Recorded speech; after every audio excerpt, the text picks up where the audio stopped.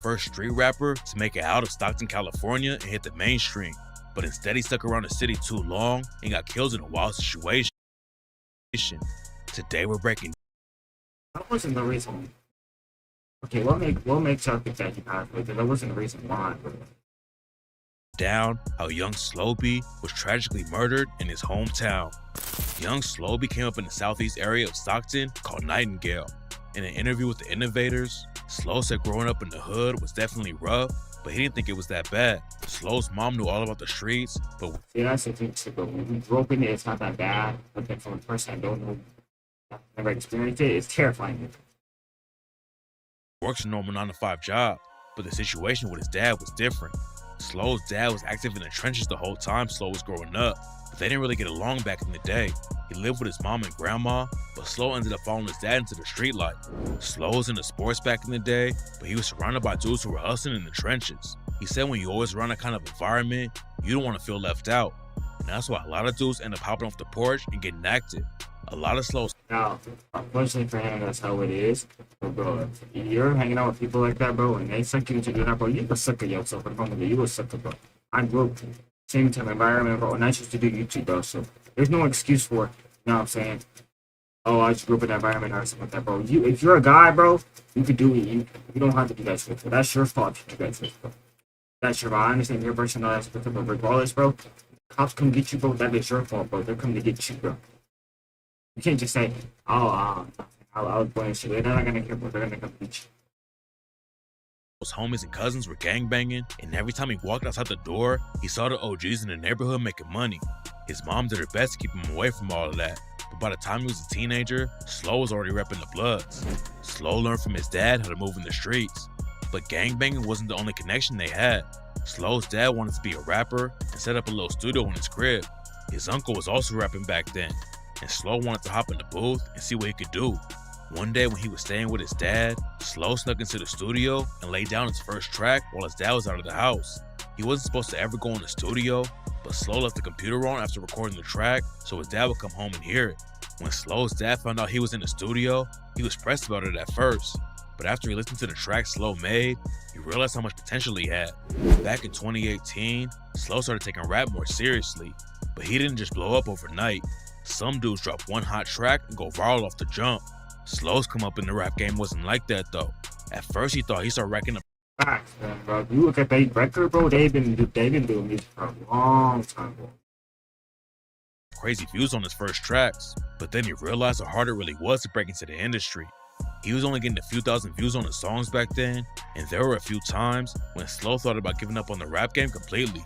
He talks about how tough it was at first, but then Slo realized he just had to keep grinding and investing in himself if he was gonna make it work. I didn't pop, bro. I had to learn, nigga. It's levels to this shit, bro. You got to put in your work. You got to invest in shit, bro. After a while, Slo started picking up a buzz in the local area.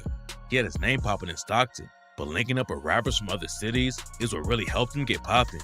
Back in 2019, he linked up with a Sacramento rapper named Rizz, and their track 2142 popped off and racked up a Bro, I ain't gonna lie, 2142 is a fire song, bro. Fire song, bro. few million plays.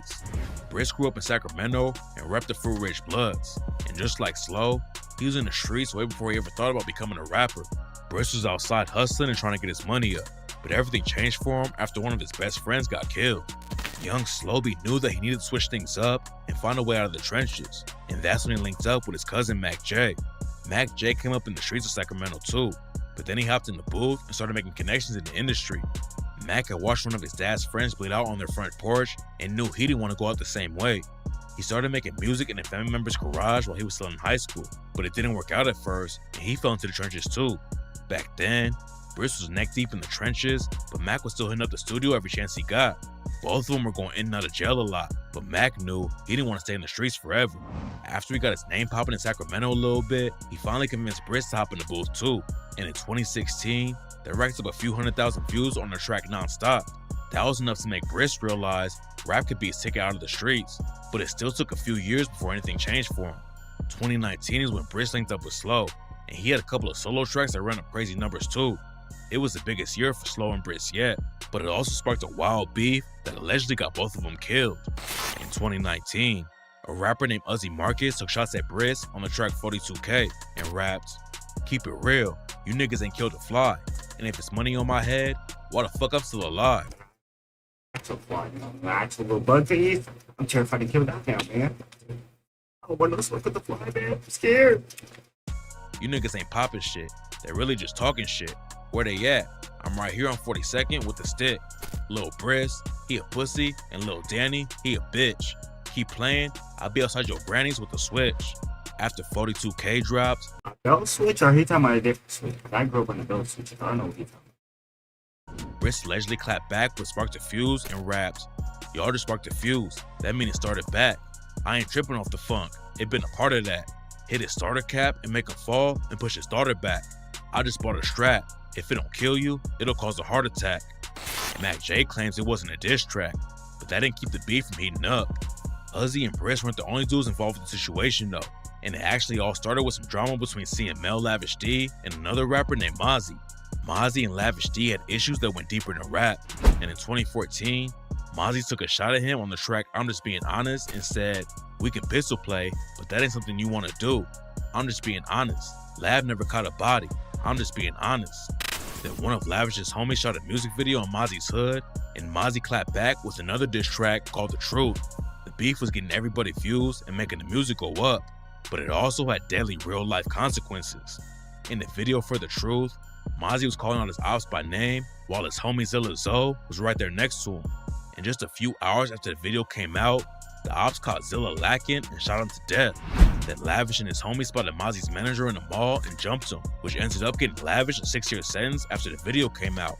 Lavish going behind bars wasn't the end of the violence though, and even more people were about to die over the situation. In May 2014, Mozzie's homie Jacoby James was at a kid's birthday party when two shooters rolled through and killed him on the spot. Two of Lavish's homies were booked for the murder, but skated on it because there wasn't enough evidence. Then Mozzie lost another homie when Lavish's crew allegedly shot and killed a dude named Shaquem Murray outside a different party. The beef kept heating up, and rumors said that RIP, man. RIP to everybody that's been lost in the situation, and RIP to everybody. Mozzie's crew tried to use a woman to set up one of Lavish D's homies. They figured out what was going on though, and ended up killing her before Mozzie's goons could get the drop on them. Then in 2016, Lavish's homie Stunna D was leaving the party when the ops caught him and left him dead in the street. He wasn't the last guy in Lavish's camp who got hit up though. In June 2017, his homie Prince Straight Out was outside a liquor store when someone ran down on him and shot him 8 times. Luckily, Straight Out made it out alive, but just a couple months later, Lavish D got caught up in a situation that left an innocent man dead.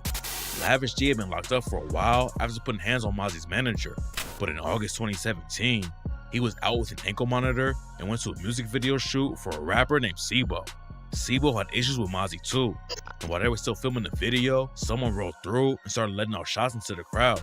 5 people were shot and taken to the hospital, but a 49-year-old bystander named Ernie Cadena got caught in the crossfire and was pronounced dead at the scene. According to rumors, Mozzie put a bag on Lavish D and Sebo's head, and 3 of his homies ended up going down for the shooting.